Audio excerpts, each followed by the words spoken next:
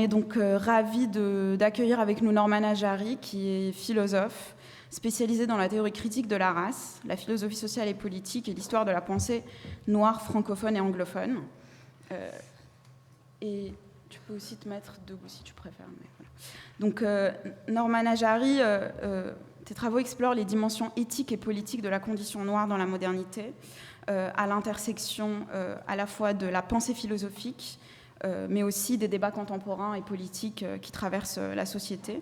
Vous êtes l'auteur de plusieurs livres, La dignité ou la mort, éthique et politique de la race, en 2019, qui était issu de votre thèse en philosophie, autour de Frantz Fanon, mais également en 2022, un livre assez singulier qui s'appelait Noirceur, race, genre, classe et pessimisme dans la pensée africaine-américaine au XXIe siècle, et qui était une des premières peut-être interventions francophones qui essayait d'hériter des développements les plus récents dans la tradition radicale noire états-unienne.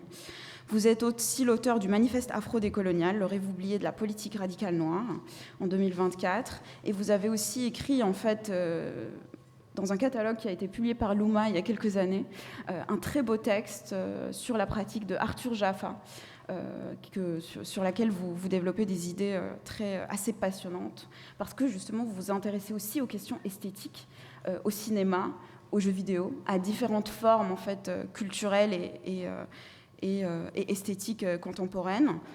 Plus récemment, vous avez publié Technofascisme, le nouveau rêve de la suprématie blanche.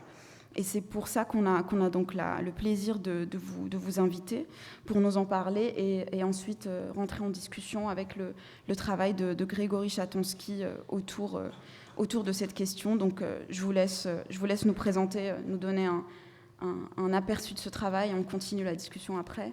Merci d'être avec nous et j'espère que c'est pas trop speed la descente du train et l'arrivée. Non, pas du tout. Ça va. Oui, comme sur un nuage. Merci pour cette présentation qui était très élogieuse. Je vais donc simplement vous faire une petite présentation d'abord rapidement du concept de technofascisme que j'ai élaboré dans le livre dont on a parlé et ensuite d'essayer de le connecter à certains sujets qu'on m'a suggéré d'aborder. Bon, évidemment, cette question de la mythologie dans son rapport aux technologies contemporaines telles qu'elles sont saisies par le technofascisme, et aussi en insistant sur la question raciale et le rapport de la question raciale, et notamment de la condition noire dans ces rapports-là. Donc, ce concept de technofascisme, je l'ai élaboré pour décrire des transformations qui, à mon sens, sont à l'œuvre au sein du capitalisme, et notamment du capitalisme états-unien, plus précisément du capitalisme californien, si j'ose dire. Ce concept de technofascisme, je l'élabore pour désigner une nouvelle forme de vision politique, une nouvelle forme de théorie et pratique de la politique et de l'économie, étant donné que ces deux choses-là sont dans ce contexte-là indissociables. Si le fascisme du XXe siècle avait adopté deux formes fondamentales, la forme parti et la forme État, avec les régimes qu'on connaît dans la première moitié du XXe siècle, le technofascisme serait une sorte de fascisme sous forme entreprise. C'est-à-dire un fascisme qui élit la figure du capitaine d'industrie, du CEO, comme le leader incontestable. Et il est vrai qu'il y a matière à choisir cette figure-là, comme la nouvelle figure du Führer ou la nouvelle figure du Duce, car c'est la figure dont le pouvoir aujourd'hui est incontestable. C'est quelque chose qui a été théorisé dans le socialisme, dans la critique socialiste au cours du XXe siècle, par exemple, ne serait-ce que chez quelqu'un qu'on connaît bien en France, comme Jean Jaurès. Cette idée que dans les démocraties libérales, on est censé vivre sous l'empire de la démocratie, mais cette démocratie s'arrête à la porte des entreprises, s'arrête à la porte des industries. Il n'y a pas, disait Jaurès, de démocratie industrielle. Eh bien, l'une des caractéristiques du technofascisme consiste à dire que, précisément, c'est extrêmement bien qu'il n'y ait pas de démocratie industrielle. C'est pour ça que ça marche bien. C'est pour ça que c'est le seul secteur de la société où ça file droit. Et en réalité, toute la société devrait être organisée selon ce même modèle d'absence de démocratie.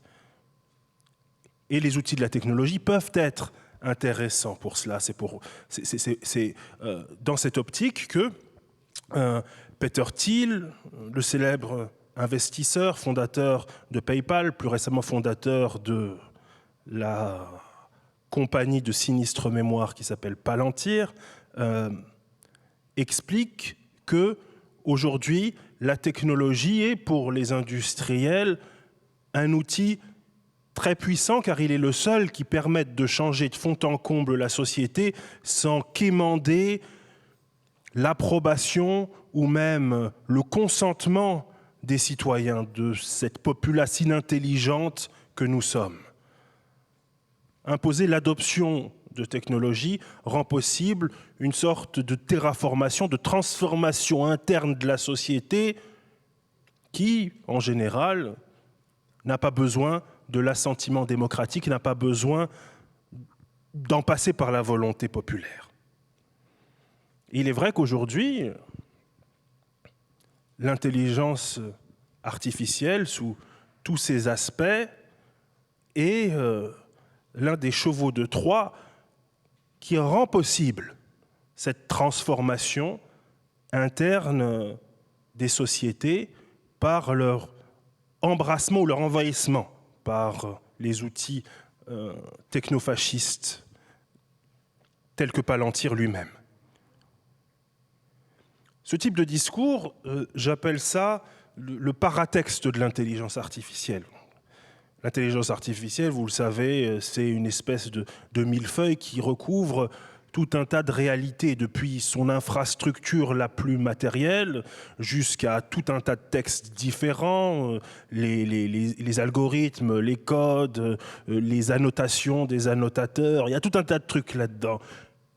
Mais ce qu'on entend le plus, c'est ce que j'appelle le paratexte, c'est-à-dire quelque chose qui n'appartient pas à son code ou à ses annotations internes, mais une sorte de métadiscours qui l'accompagne, un discours sur l'intelligence artificielle et qui est essentiellement monopolisé par ceux qui la produisent et ceux qui la vendent, c'est-à-dire les entreprises multinationales de la Silicon Valley. Et c'est un discours, très précisément, qui me semble être un discours largement mythologique. Les mythologies de l'intelligence artificielle sur, par exemple, le transhumanisme, sur, par exemple, la singularité technologique, ce moment particulier où l'intelligence artificielle sera capable de s'améliorer elle-même, telle qu'elle parviendra à un moment de super-intelligence, une intelligence virtuellement illimitée. Mais là, puisqu'on m'a suggéré de revenir un petit peu sur la question raciale qui traverse mon travail, je voulais insister sur une dimension peut-être moins souvent relevée de ce discours sur l'intelligence artificielle, de ce paratexte. C'est une sorte de reviviscence du mythe de la marchandise parfaite.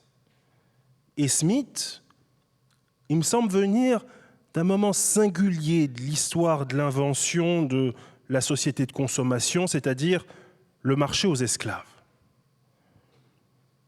Cette idée, selon laquelle le marché aux esclaves, dans sa réalité empirique telle qu'on la reçoit des textes d'époque, n'était pas exactement ce que certains films hollywoodiens nous dépeignent, c'est-à-dire des espèces de lieux malsains avec quelques nègres un petit peu ergotants comme ça, une sorte de lieu simplement abject et abominable que le cinéma, pour les besoins des affects qui cherchent à créer chez le spectateur, des affects de compassion, doit d'une certaine façon fabriquer. On va se dire « Oh, quelle horreur !» etc. Mais bien entendu, c'était très exactement l'inverse. Le marché aux esclaves était un lieu de jouissance. Les esclaves étaient censés non pas être malsains et répugnants, mais ils étaient censés être beaux. comme quand vous allez dans un Apple Store, l'Apple Store n'est pas censé être absolument dégueulasse, c'est tout à fait logique. Sinon, vous n'allez certainement pas acheter les merveilleux produits que Apple est censé vous vendre. Donc, les esclaves étaient là pour être beaux, pour être énergiques. C'est l'objet d'un ouvrage très, très célèbre qui malheureusement n'est pas encore traduit en français de Saidiya Hartman, Scenes of Subjection, c'est-à-dire cet ouvrage qui explique que les esclaves devaient simuler leur consentement et leur contentement sans cesse et montrer qu'ils sont beaux, énergiques, en bonne santé, etc. Ces esclaves-là, c'était, je crois, ce qu'on appelle, ce que j'appelle en tout cas une marchandise parfaite. Ça veut dire que, est-ce que vous pouvez imaginer de marchandises plus merveilleuses que celle-ci ? Un être qui ressemble à un être humain. Évidemment, si vous achetez un esclave, vous ne pensez pas que c'est vraiment un être humain à 100%, mais ça y ressemble quand même pas mal, qui comprend votre langue, qui est capable de réaliser des tâches extrêmement complexes, malgré la sottise qu'on leur prête, qui ont une force physique impressionnante, qui sont d'une, versatilité, désolé pour l'anglicisme, d'une versatilité considérable, qui sont capables de faire tout un tas de choses différentes, qui peuvent même, malheureusement, excusez-moi, vous satisfaire sexuellement quand vous en avez besoin d'une manière parfois inimaginable. Bref. A-t-on inventé, dans l'histoire de l'humanité, de marchandises plus parfaites que celle-ci ? Eh bien, il me semble, même si on ne le dit pas tout le temps, on ne le dit même jamais, en fait, que un grand nombre des caractères qu'on prête à l'intelligence artificielle et des sortes de désirs qu'elle est censée satisfaire, en réalité, sont censés répéter les sentiments, le sentiment d'extase que pouvait produire l'acquisition de cette marchandise parfaite qu'était l'esclave nègre. L'intelligence artificielle générative est censée vous comprendre des tâches complexes. Les automobiles Tesla, lorsqu'elles ne foncent pas dans les murs, sont censées vous conduire à bon port sans que vous ayez besoin de poser la main sur le volant. Des robots ménagers qui sont censés, lorsqu'ils ne renversent pas absolument tout et détruisent absolument votre intérieur, réaliser les tâches complexes que vous pouvez leur demander de faire, etc., etc., etc. Il y a une course depuis l'abolition de l'esclavage au rattrapage par la technologie ou une manière de combler cette espèce de perte irréparable de la civilisation qu'a été la perte de ce rapport à l'esclave, qui est très ancien, ce rapport à l'esclave, qui est finalement aussi ancien que la civilisation. Mais au même titre que, comme le disait Bernanos, Hitler a fini par déshonorer l'antisémitisme, eh bien, je dirais que l'esclavagisme négrier a fini par déshonorer l'esclavage, c'est-à-dire des réalités de la société qui, auparavant, malgré leur violence et leur aberration, nous paraissaient tout à fait normales et ordinaires, et qui, à cause de la violence qu'elles ont fini par acquérir au XIXe et au XXe siècle pour l'esclavage et l'antisémitisme réciproquement, ont fini par nous apparaître simplement inadmissibles et aberrantes. Mais on cherche, malgré tout, à rattraper, à reproduire, à courir après cette sorte d'extase que l'esclavagisme a procuré à la suprématie blanche à une certaine époque. Le technofascisme est porteur de ce que j'ai appelé dans le bouquin une répartition inégalitaire de l'avenir. Ça signifie que le monde est séparé entre des êtres qui sont définis comme promis à beaucoup d'avenir. Évidemment, c'est les technofascistes eux-mêmes, les espèces de génies de la Silicon Valley, les génies autoproclamés. Et d'autre part, la vaste majorité du monde, les populations laborieuses, les êtres à bas QI, c'est-à-dire des types comme moi, des négrillons, pas très utiles à la société, et les populations plus généralement du Sud global. Tout cela, ce sont des êtres qui sont censés être privés d'avenir.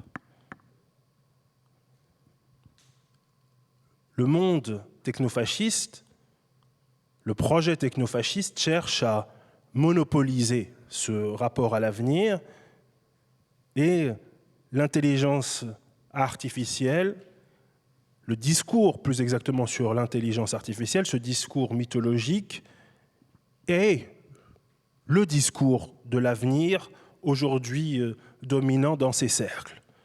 On parle souvent de la résistance plus ou moins organisée. Moi-même, j'en ai parlé parfois de sabotage, etc., face à l'intelligence artificielle.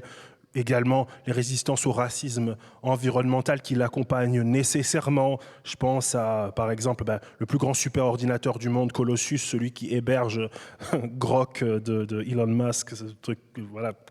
Est-ce que vraiment le monde a besoin de Grok? Mais en plus, non seulement le monde n'a absolument pas besoin de Grok, mais en plus, il a été hébergé exprès dans un quartier noir de Memphis où ça cause, pour diverses raisons, des dommages environnementaux et des dommages, en termes de santé publique, qui sont terribles, mais peu importe, puisque ces victimes sont des populations noires. Bon, ça, je mets un petit peu ça de côté parce que finalement, c'est un petit peu connu, mais je voulais parler de quelque chose qui, au fond, est peut-être un peu plus ordinaire, plus bête, mais qui va vraiment contre ce discours de l'extase qu'est censé produire l'intelligence artificielle, c'est-à-dire le fait que, contrairement à énormément d'innovations technologiques qui datent notamment du début des années 2000, la première décennie des années 2000 que j'appelle la décennie enchantée, parce qu'elle nous a donné tout un tas d'objets technologiques que la plupart d'entre nous autres les millennials, nous aimons beaucoup, l'iPod, l'iPad, l'iPhone, la Xbox 360, la Xbox 360, la première console HD, tous ces trucs-là, que des trucs bien. D'ailleurs, on n'a pas fait mieux depuis. Tous les objets technologiques que nous avons n'ont été que la ressucée de ce qui s'est créé dans la première décennie des années 2000. La question que ça pose, que ça soulève pour moi, c'est simplement en rapport avec les produits de l'intelligence artificielle, c'est est-ce que nous les aimons? Est-ce que nous aimons vraiment ces produits de l'intelligence artificielle comparé à ce qu'a représenté pour nous le fait de posséder un iPod, le fait de posséder un iPhone et surtout les réseaux sociaux qui sont apparus à la même époque, la manière dont ils ont changé nos manières de vivre finalement, nos manières d'interagir. À Noël, Satya Nadella, le CEO de Microsoft, avait publié un article de blog qui a pas mal fait parler, simplement parce qu'il demandait aux gens d'arrêter de qualifier les produits d'intelligence artificielle de slop. Vous savez qu'on parle beaucoup de slop, c'est-à-dire de la bouillie, lorsqu'on parle des images, des musiques générées par l'intelligence artificielle. Ça lui pose beaucoup de problèmes. Ah, j'ai déjà dépassé mon temps. Je vais juste terminer ma phrase. On parle beaucoup de slop, et je pense que c'est déjà une forme de résistance. Je vous donne un deuxième exemple, dont on a aussi parlé il y a une semaine ou deux, une statistique qui a fait bondir certaines personnes, mais on ne l'a pas lu jusqu'au bout. Le fait que, selon le CEO de Deezer, la plateforme d'écoute de streaming musical, 40% de la musique uploadée sur Deezer cette année était fabriquée par de l'intelligence artificielle. Mais il se trouve que toute cette musique générée par IA ne représente qu'entre 1 et 2% des écoutes totales. Et encore, parmi ces écoutes totales, il y aurait 80% de ces écoutes qui ne sont réalisées que par des intelligences artificielles. C'est-à-dire qu'il y a une surproduction d'objets d'art générés par l'intelligence artificielle, mais nous ne les aimons pas, nous ne les écoutons pas. Lorsque nous voyons des petites vidéos générées par IA, nous disons que c'est du slop. Lorsque on écoute de la musique générée par IA, à part quelques exceptions, on peut en parler, etc., parce que ce sont des cas particuliers qui en plus sont très intéressants, mais la plupart du temps, nous les écoutons et nous pensons et nous disons que c'est du slop. Et je pense qu'il y a une résistance, est-ce vraiment une résistance? Mais en tout cas, tout simplement, une absence de passion de ces masses inintelligentes que nous sommes pour les produits de l'intelligence artificielle, qui contraste beaucoup avec l'extase mythologique qui investissent ces nouveaux maîtres que sont les technofascistes, ces nostalgiques de l'esclavage. Eh bien, je me félicite du fait que bien nous autres, les moins que rien, nous n'émulons pas cette nostalgie de l'esclavage. Voilà, j'en termine avec ça. Merci beaucoup.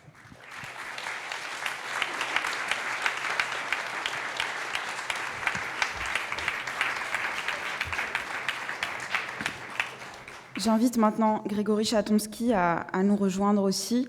On continuera toutes ces questions. On pourra revenir sur